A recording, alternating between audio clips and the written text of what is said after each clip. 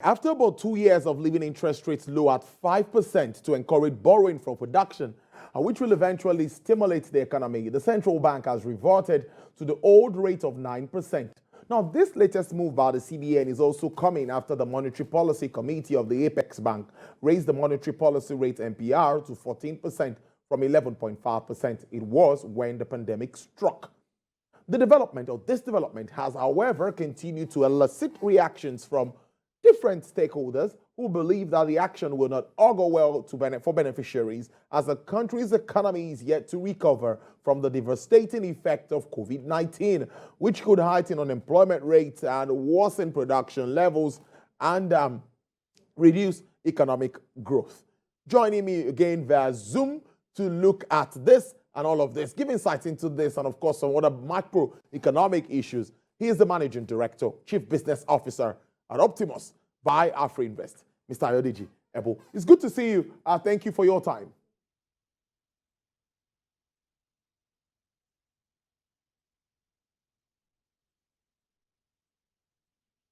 Mr. Ebo, can you hear me? Good afternoon.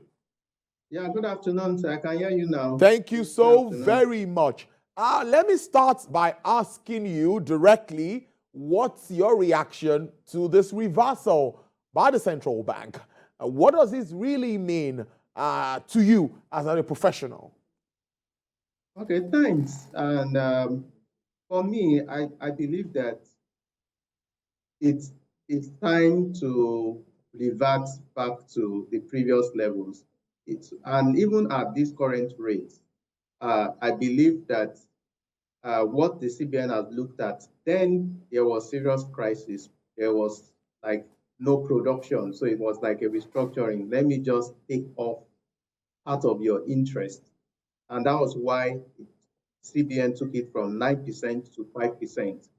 And if we look at it in the scheme of things, what's the total amount that has even been disbursed as a proportion of total GDP? I was trying to just do an estimate. I may not be very accurate, but it's all, you look at the figures, maybe it's about 5 trillion if we had a different intervention fund relative to an economy that is almost about almost 180 trillion.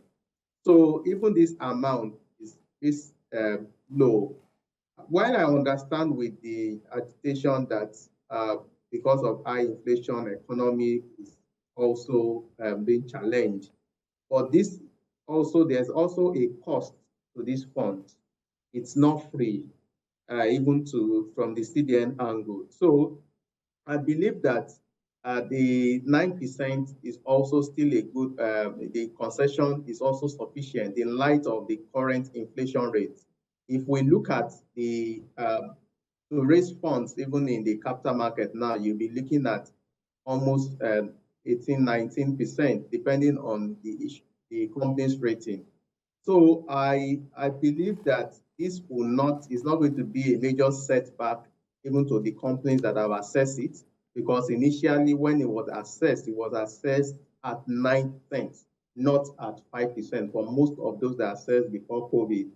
And most companies were also aware that this concession was a temporary reduction and it will be reversed. I think there was an extension from March. So I think that the focus should be how can the government create an environment that would engender increased support from private investors. So rather than focusing, there's a limit to what the CBN can do, their monetary policies, their role, they are even trying to provide support even for the fiscal authorities, because most of the intervention funds should come mostly from the fiscal authorities and not the monetary policy. So I believe that in my own view, my own personal opinion, that it's not going to be a setback, and I feel the time is also right. Economy has picked up. You check the purchasing managers index, even for June, I think using the Stanbic PMI around 50.9 and improved to about 53 in July. So economy is also picking up. Yes, inflation rate is high at 19.6%, and there are a lot of economic issues, but I know we in terms of subsidies or concession, it's good for companies that have enjoyed it. There's a lot of savings they would have made, but I don't think it's sustainable to keep it at 5% beyond this period. And you don't think that this would heighten? Well, some say that many business owners who have taken these loans might just be able to pay back the loans and not even make any profit anymore. Are we back to pre-COVID levels? No, I think for me, we need to be realistic. Okay. And as a business person, if I'm going to assess loans, I already know the rates. Most businesses before COVID are aware.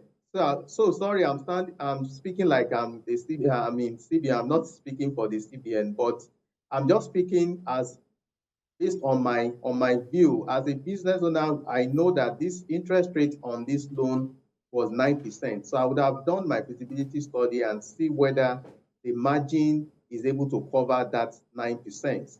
Yes, it was a plus that there was a concession to 5%. That's a reduction of 4% for a particular period. So I'm aware businesses are challenged seriously. There are a lot of things that the fiscal authorities need to do to reduce cost of doing business, and which is like you need to look at in terms of distribution. The cost to even distribute those goods or bring in raw materials is high. So there's a lot that needs to be done within that space. Insecurity is not making people invest or expand. That can reduce the cost of doing business than the interest on the loan. So if we focus a loan that just interest on loan will destabilize the business, there are other factors that are more pressing that we need to look at that would help reduce the cost of doing business. So I don't see that even translating into significant increase in prices because this is not a shock, it's expected. And any business owner would have factored that into their expectation in terms of their forecast. Great stuff. But I'm still going to play the devil's advocate and stay with the business people and the manufacturers. You know, at the moment, we know what's happening to Jet A1 fuel. A ticket from Abuja to Lagos, some say it's about 180,000 return ticket. We know what it used to be before now, and manufacturers need to move from place to place and all of that. Putting this together, you said there are some factors that are pressing. Can we identify some of them and talk around them and see how a manufacturer, or what should be the expectations of manufacturers and business people as we move on in 2022? It seems bleak or looks bleak. Thanks. Very good question. And I think there was a study that was carried out that the cost of bringing goods from China to Nigeria is significantly lower than the cost of transporting it from Lagos to Kano. So you see that we are paying for inefficiencies. So if we can overhaul that system, the infrastructure system of if there's a rail system that moves goods easily, that will reduce costs significantly. Insecurity would also be really very helpful. But I think that the interest rate, yes, may be a factor, but it's not at a rate of 9% in a light. When you look at current interest rates today, you will still see that is one of the cheapest form of funding that you can ever get in Nigeria. So there's still that support from the government because there's an alternative. They can earn more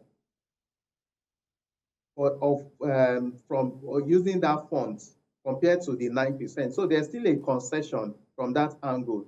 And now going back to your question on what else can be done to reduce, you look at for the aviation industry that you spoke about, we all know the major reason for that is a rise in crude oil prices. So there's a limit to what can be done around that. So if there needs to be we want to focus on what will generate employment generate employment and improve productivity. We also need to begin to look inwards. So there are a lot of programs that the government is doing. For instance, some of the school feeding programs. Most of these things that are used for all these things, are they are they produced in the country? And that enough can be like an economy on its own. Also, even the government workers, a lot of the things they are using, are they things that can be produced in the country? That would generate automatically the demand. And as a result, the margin that most business owners will need to make, even if it's reduced because of the turnover, eventually they will also be able to make more. I would like to ask you. I was speaking to an aviation expert, and I was telling him, when are we likely to get back to those pre-COVID times where everyone wanted to fly, everyone wanted to fly, go places, and for holidays and all of that. Now, how long or when exactly do you think that we could confidently say that we are the pre-COVID eras, that we are back to that level or that peak period where businesses and all run in norm and all of that? Do you think that will be anytime soon, considering the fact that Russia and Ukraine crisis, well, of course, still on, COVID in some cases, China and some other countries will still have some restrictions, even affecting crude oil sales. So when do you think the stability will come back? So I think there's one major factor that I think I've missed out even in on my conversation is the impact of FX. So you look That's the at most biggest of the one. businesses. Yes. So for most of the businesses, the cost of cost of production has increased as a result of that exchange rate. For the aviation sector, even servicing for most of the servicing the aircraft alone, which would most likely be in dollars, that cost would have increased. It means they will need more naira to be able to meet that demand. So you look at the telecom sector, when you look at the majority of their capex, which is their capital expenditure, would be in dollars. So it will also impact. So when we talk about going back to pre-COVID era, I don't think, except also the exchange rate, we are saying the exchange rate will also go back to pre-COVID era. That's when things can be cheaper. So it's really going to be very tough for that. We need to, there are structural issues that we need to also work on our own to make ease of doing business that will reduce the cost of doing business.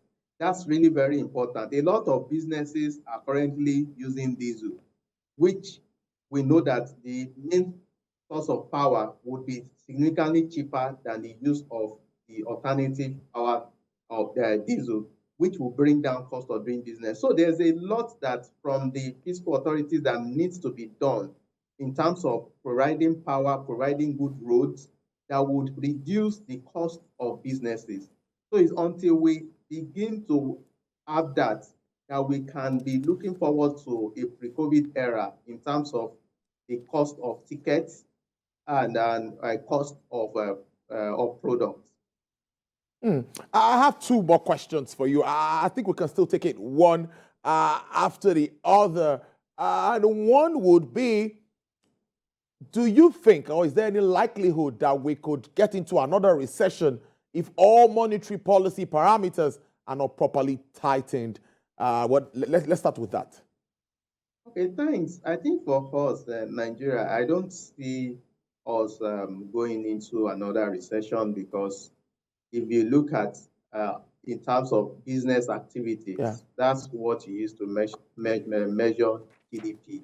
So, and for us, I believe that in terms of business activities, is picking up, is opening up. Yes, we may say demand will reduce as a result of increase in prices, but in terms of the business activity is increasing. And as we even approach election, there's going to be a lot of spending with governments that would spend. And as a result of that, that would also fuel productivity.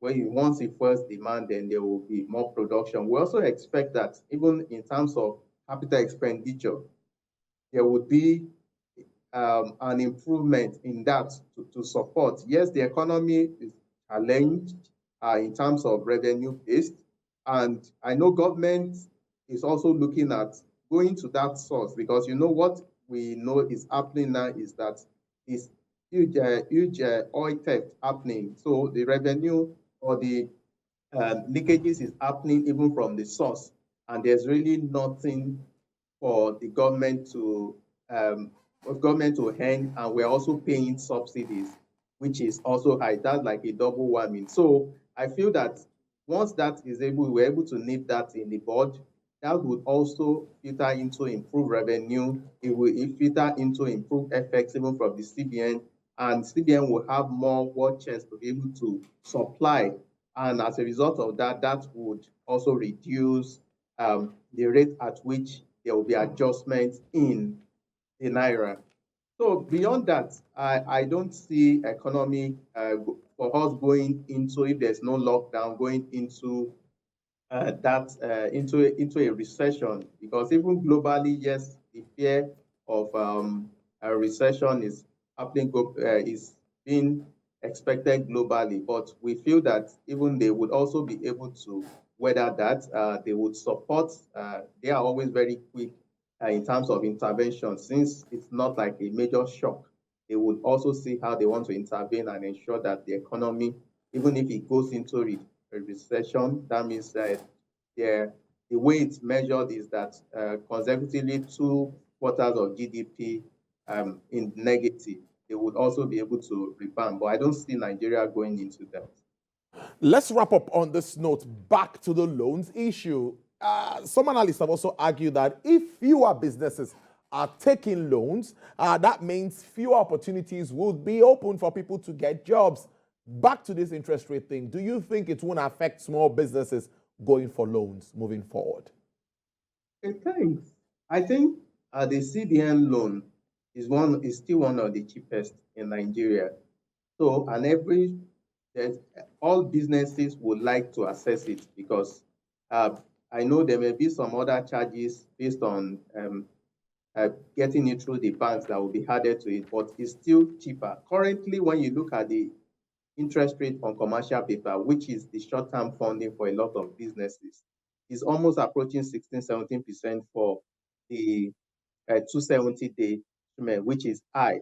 And you also look at lending rate, we expect it to also move up, especially what we call the maximum lending rate, because the interest rates on deposit would has increased, and that would also impact on their cost of funding, which would impact on the lending. So we feel that by and large that the interest rate environment for interest rates on loans from the CBN still one of the cheapest source of funding, but it's limited. We look at when you do, I was saying it's still less than 5% on GDP, what the CBN has been able to support. And when you look at bank lending, it's still very high based on the interest rates. So I believe that for most businesses, would still love to access it, but it's still very limited in terms of number of people that can access it. And what we should focus more on is, if we create an environment that everyone wants to come to this country to invest, at that point, you will see that production will pick up, because we already have the demand for this product. What we're seeing is that a lot of them are setting up companies in neighboring countries, and they are importing to Nigeria. That means we are creating jobs abroad. So if we create an environment that enables that, we create policies that enables that, then I believe that the economy will be stronger for it. Brilliant conversation as usual. Mr. Ayodiji Ebo is the Managing Director, Chief Business Officer at Optimus by Afro Invest. Do enjoy the rest of your day. Thank you so much. Thanks for having me.